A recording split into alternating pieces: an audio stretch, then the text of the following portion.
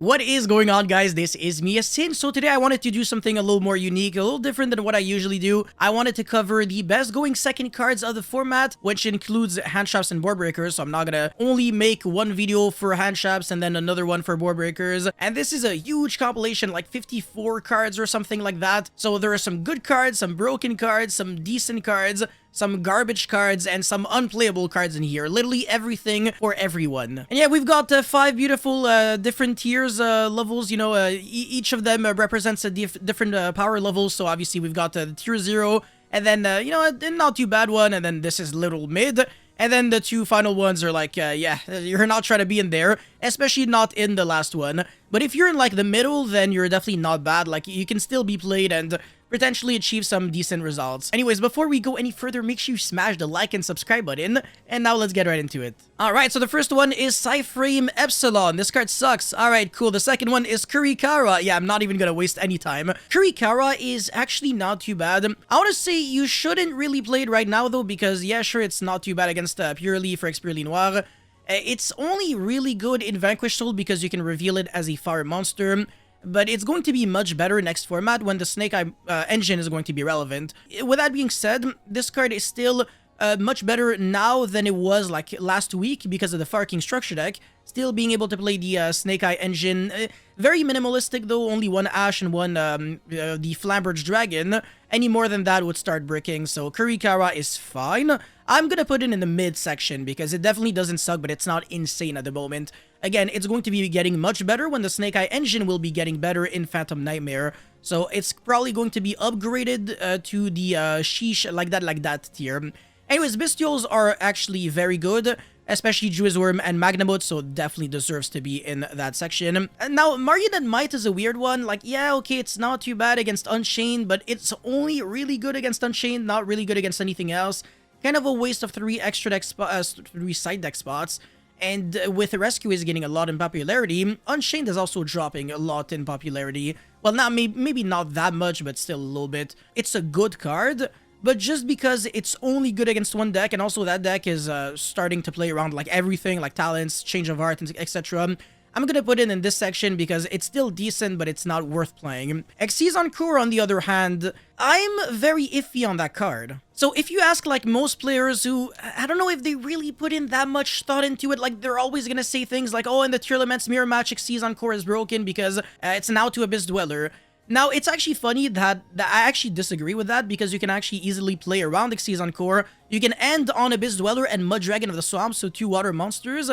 And the Dweller will not be able to be targeted by card effects. Exceedon Core does have to target. And then you have to detach. It doesn't detach without targeting. It's not really worth using against Unchained just for the Caesar because then it's just a worse Imperm. And against Purely, it's very good, but there's also other alternatives. It's just a mid card, honestly. It's just getting worse and worse and worse. Again, the mid section are cards that you can play, but just maybe not for ideal results. Anyways, Frame Delta, obviously much better than Epsilon, but you still shouldn't play the Frame cards right now with only one driver. And these cards are bad too. Like, Gamma is by far the best one, but it's still not really good as a one-of. It's still much better, though, because of Labyrinth. And I mean, I might as well actually put it in this section right now, because, again, it's a one-of, but in Dragon Link and Labyrinth, it's still, like, a card that... I mean, in the Dragon Link deck, the driver does something because of the Red Eyes monster, and in the Labyrinth deck, again, you discard it for the furnitures. Anyways, Ash, I think it goes without saying, but it's the best hand trap in the format with Imperm. I might as well put it here. Shifter is also another one, so hey, speaking of the devil, we've got 3 overpowered hand traps right now. If your deck can play these 3 hand traps, god damn, you're gonna have a pretty good time going second against a bunch of decks. Anyways, Typhoon, no sorry. Again, I literally put everything here, but Typhoon is actually very bad. As a board breaker, it's always worse than Cosmic. I mean, it's literally a worse MST, so yeah, it can't really be good, but as a hand trap, you don't really need it against anything in particular. So I would not even consider playing Typhoon. I actually think, if anything, it's worse than these 2 Frame monsters. It's actually the worst card up until now. It's crazy. Alright, now we've got Kelbeck. So this is, by the way, you need context here. I'm talking about Kelbeck as a hand shop, not Kelbeck as a card that mills 5. Very important nuance. So as a hand shop, I want to say it's probably one of the worst hand shops I've ever seen in this format. Sometimes it doesn't even interrupt your opponent. Like, it literally just doesn't do anything. And the timing for it is just so awkward. Like, your opponent has to discard a card or like mill a monster, a card from the deck to the grave. It's just so bad. Like, don't play this card as a hand shop, please. But again, this is only as a hand shop. So as a card that mills 5, it's like up here or something. But yeah, as a hand shop, very, very bad.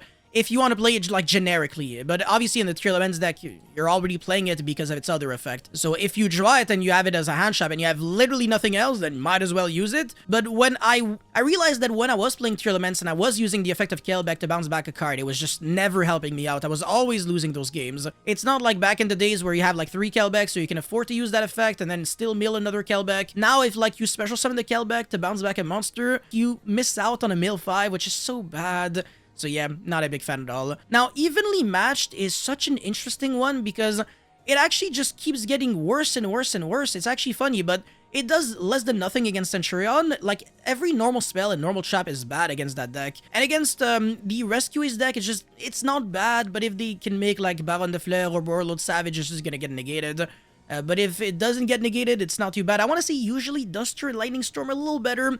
But even those cards are kind of mid because other board breakers like Twin Twister and Cosmic Cyclone sometimes are just a little safer at least. Even against Unchained, it's just mediocre. So because of that, it's still a decent card, but I'm gonna put it in the mid section. Herald of Orange Light, on the other hand, is at 3 now. So it makes infinitely more sense to play it now, but it's still, though, it's just not a really great hand shop, and it's also very neggy to use if you're not discarding like an Ishizu monster. That's assuming that you're playing it in Tier Elements. You could maybe play it in Drytron, but there is no Ava, so it also doesn't really make any sense. I am actually not a big fan of this card, but again, maybe you're playing a rogue deck that can naturally play Herald of Orange Light relatively well, so I would put it at the best of this section right here. So yeah, these cards are just not really ideal.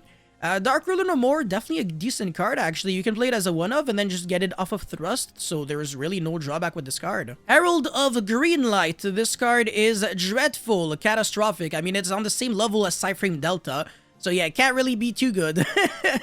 Pancratops, I mean, this is, in a way, kind of similar to, like, maybe not Fenrir or evenly Kurikara, but I mean, it's like a relative to, like, these kind of cards, where sometimes they just don't really do anything, and sometimes they're good, but, like, in the current format, like, the best decks are just, like, almost all immune to these cards. Like, maybe Purely just loses to Xyz on Core, but the other decks don't, so that's my issue.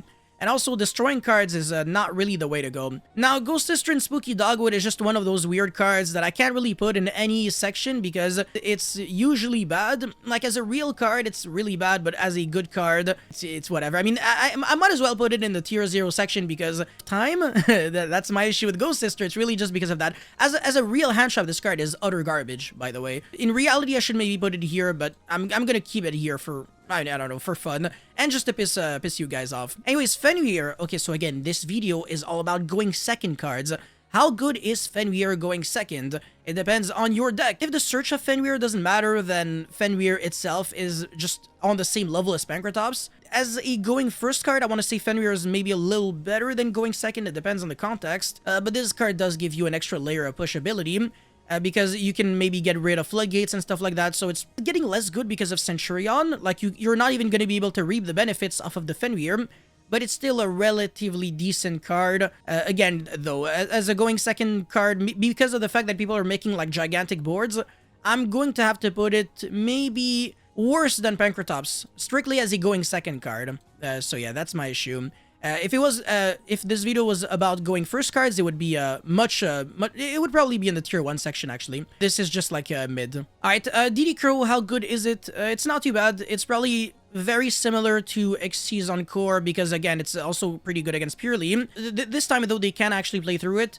But usually it's going to require way more resources, actually. It's not going to be like a 1.5 card combo.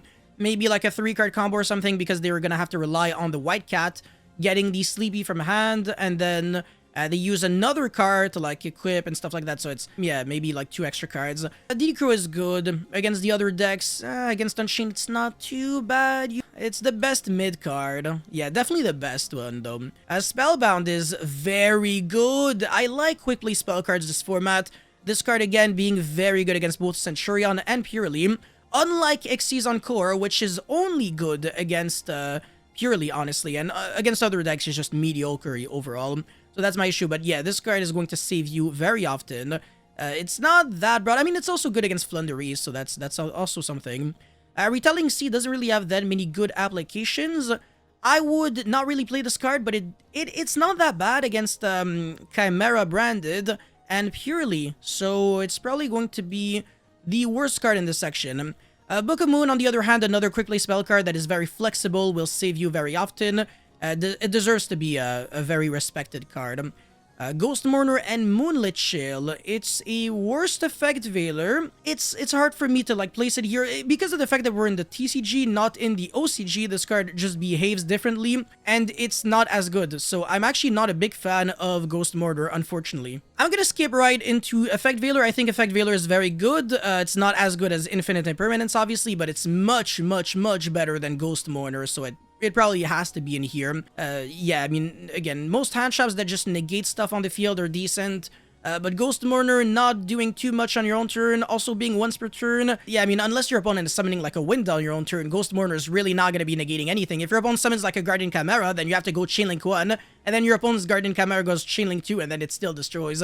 So that's what I don't like. But Effect Veiler, I mean, again, you can draw multiples and it's never bad. It has like way less good matchups than Imperm. As a matter of fact, I might maybe downgrade Effect Veiler to like the best of this tier, honestly. Artifact Lancia is abysmal. It has like literally no real good applications this format. Obviously, it's not worse than these cards. It's still like the best one here, but please do not play this card for the love of God.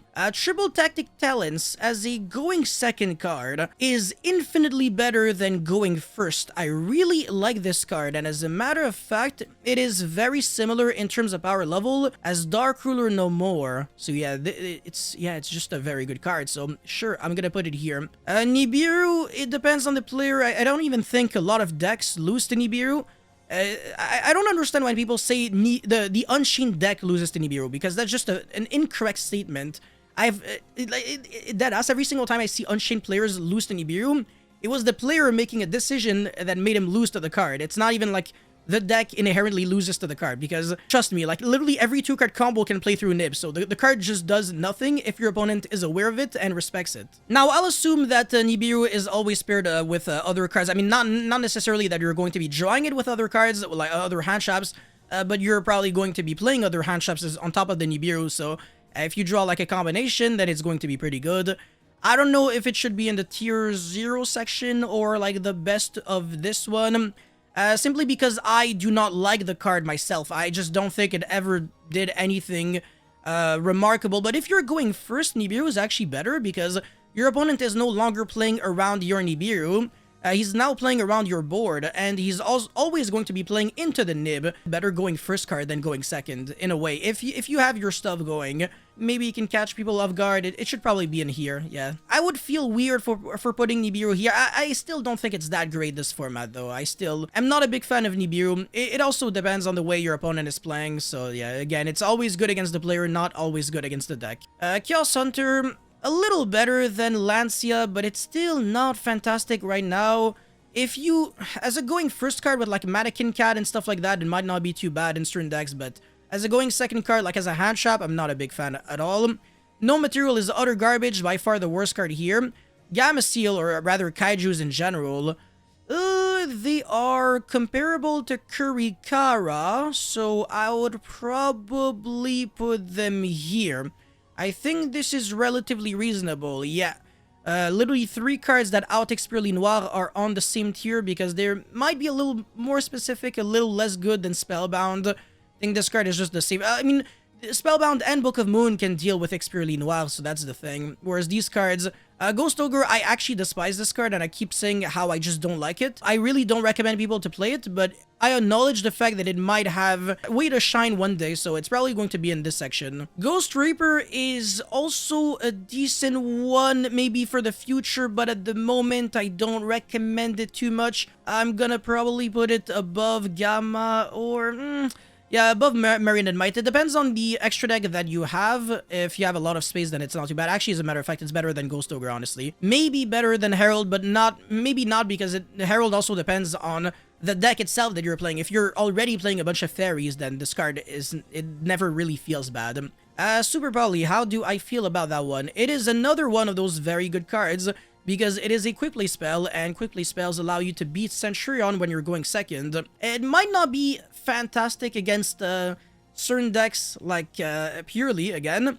And against Unchained, it's also mediocre because other monsters have different attributes. If you're going second, if you're going first, then it's a different story. I'm not 100% sure about how much I like Super Volley, but it will save you sometimes, and it's going to feel very good. It is very similar in terms of power as Dark Ruler, but I'm probably going to be putting it above it because it does some removal, whereas Dark Ruler only negates stuff. This card also cannot be responded to, and again, it's a quickly spell, so it's gonna save you against Centurion, which really matters. Even against Purely, sometimes it might come in handy if you have a Dark Monster. Your opponent goes Purely Noir, detach, and then he's no longer unaffected, and then before letting your opponent use the effect again, like 2 extra times, you chain Super Volley, and then you're good to go. Anyways, Book of Eclipse, maybe better, maybe worse than Book of Moon. They kind of just do the same thing. Skullmeister is very comparable to DD Crow. Like, they almost do the exact same thing, so it makes sense that they're both here. Bestials, I want to say, usually are just a little better. Sometimes they're not, though. Puppet Plant. No, don't play this card. It's good again. It's the warrior/spellcaster version of Marionette Might. The decks that are summoning a bunch of warriors, usually the warriors are negates, like Baron de Fleur. I mean, Espilo Knight, but like, come on. And then Spellcaster, I can't really think of any that isn't like a really big negate, so yeah, no, I don't think this card is fantastic at the moment. Ghost Bell. Okay, so this is another card that I don't think I would not main deck Ghost Bell whatsoever, but in the side deck it's actually quite respectable, and it has the advantage of being very good against Labyrinth, and Labyrinth is going to be getting a lot of nice new power once we get Maze of Millennia because of Transaction Rollback, and also Rumpel Toyfell in Phantom Nightmare, so it's actually a pretty good card. Do I think it's better than DD Crow? Maybe not. I think it's probably just better than Skullmeister, but worse than DD Crow. I don't know, or maybe the other way around. Maybe sometials it's also comparable to Bestials. I mean, literally all of these 4 cards are the same. Alpha the Master Beast, whatever. How good is this one? It's kind of like Fenrir/Pancratops, but less good. It doesn't have any quick effects, and it doesn't really do anything against the boards that piss you off the most, so yeah, I would never play this card in the current metagame. Yeah, no, definitely not recommended. Phantasme, on the other hand, is actually not too bad. Also kind of depends on your deck, but it does add some consistency, and being able to protect your monsters, I believe, from being targeted is relevant. So it's a good card, but it's probably the best mid card. It's still a mid card, honestly. I still don't really like Phantasme that much. And it also turns on Triple Tactic Talent and Thrust for literally no given reason, and I am not a big fan of that. Alright, so this card is Contact C. Doesn't really do much when everybody is playing SP Little Knight. It's only really insane against like Cyber's decks or like Marincess, Math Mech, and stuff like that. Decks that can't really make like generic Link 2s. Is it good against other decks that maybe against Purely? Not even. Like, no, it's actually really bad. Yeah, it used to be much better before, but don't recommend it whatsoever. Gizmek, I think Uka. This one against Infernoble, you can summon like a bear statue when they summon a monster from the deck. So it's actually kind of cute. This card doesn't suck, but it's just too much weird commitment. You have to play a brick, and you also have to change the way you just deck build in order to have access to that bear statue from your deck with this card.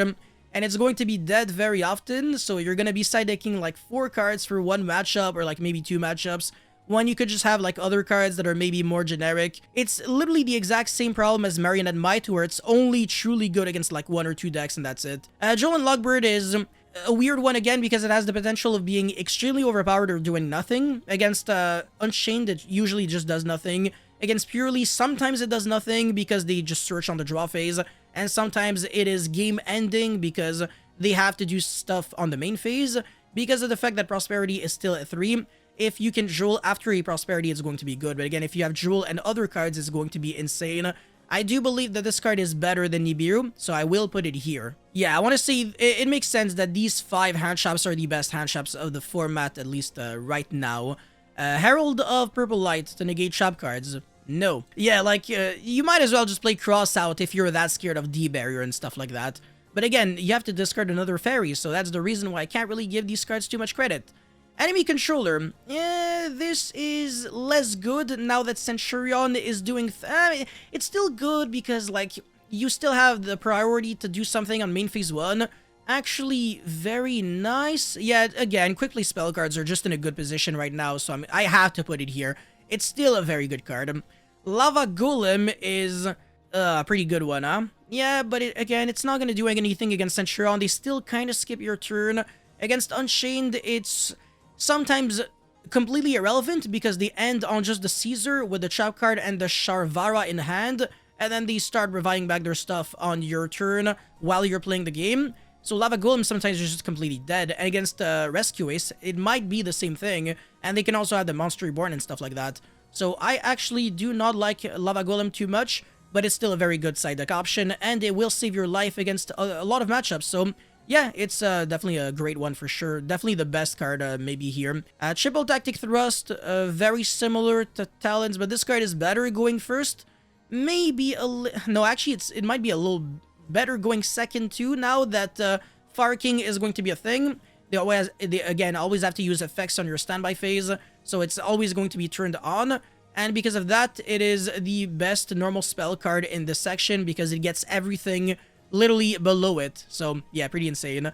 Okay, now we've got 2 cards that are like identical. Change of Heart, it's probably going to be here. So yeah, Change of Heart is more proactive than Triple Tactic Talents. This card is obviously much stronger because it has 3 effects. Usually you're just going to be using the Steal effect going second though. Change of Heart at least does the same thing by targeting, but you can use it right away. But yeah, it's better than Mind Control, obviously. Mind Control is going to be... It's actually kind of not too bad. Yeah, maybe you could actually put Change of Heart here too, but like being able to attack with a monster and then make a Zeus is very relevant. Even though for the most part, they're always going to be doing the exact same thing. Maybe I'm actually not really thinking logically and I would still put Mind Control over here. Ultimate Slayer, it's just one of the really good ones. It's also now once per turn. Yeah, I'm gonna actually have to put it here. Better than Change of Heart if you are playing the targets for it. Also, Phantom Nightmare is going to be introducing a new broken target, which is the Enigmaster Packbit, another Nadir Servant package card. So yeah, I really like Ultimate Slayer and where it is headed to. There's also another good Link monster that exists at the moment, Amlo Whale. You don't have to play the Trouble, Sunny, stuff like that. Sphere mode, worse than Lava Golem, I want to say, because it's easier to play around Lava Golem, Sphere mode than it is to play around Lava Golem. And you can double Lava Golem your opponent, but you can never double Sphere mode. This card does take up your normal summon, whereas this card, it makes you not be able to normal summon, but you can still double Lava Golem. Anyways, Regeki is actually very bad. Do not play it. Doesn't really do anything good at the moment. And then Lightning Storm, just another one of those meh cards. Probably gonna have to put it here. Duster, on the other hand, is a Saki one-of. So yeah, you can play it around, you can play it against everyone, so that's the thing that I like against about Duster. Token Collector is utter garbage, yeah, do not play that card. Electric Virus doesn't really have too many good matchups at the moment, but it might be decent against dragons. Dragon and Machine, right? Yeah, so you can maybe put it here or something. Either way, like this whole row of cards is ass. And then Forbidden Droplet, this card is completely cracked right now. Probably better than... Yeah, actually, it's very similar to Super Poly. Even the effect in a way, because your opponent kind of can't respond depending on what you're sending. I actually think it's better than Super Poly. And even better than Bestials, to be honest. So yeah, probably gonna readjust it to that. And the Fake Veiler would probably maybe stay here. It depends. Again, completely depends on what deck you're playing as well. Anyways, that's all I had for this beautiful tier list. You guys let me know how much you agree or disagree with it. Thank you guys so much for watching. Don't forget to like and subscribe. And I'll see you guys very soon. Peace.